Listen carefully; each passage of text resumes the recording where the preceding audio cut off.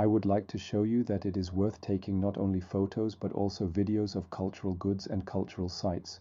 We don't need any special equipment for this. Your smartphone is usually enough.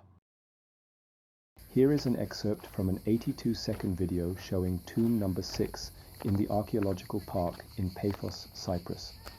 Cyprus is strategically located at the crossroads of the Middle East and Europe in the Eastern Mediterranean. Its history dates back to antiquity. In the southwest of Cyprus lies the archaeological park of Kato Paphos, featuring ancient ruins from the Greek, Roman, and Byzantine periods.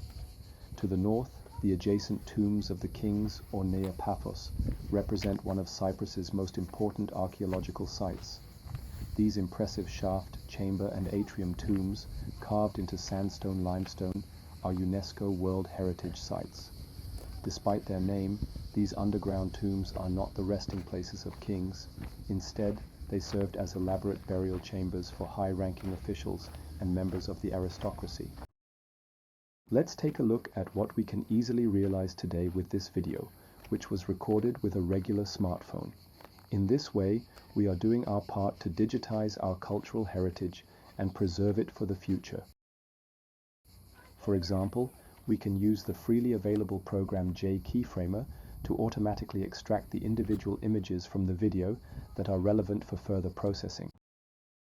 We can then use one of the numerous photogrammetry programs to create a virtual clone from the individual images. Reality capture was used here, for example. Maybe you'll think about it and give video recording a try. With a little experience, you too can reconstruct such virtual 3D models and preserve them for the future.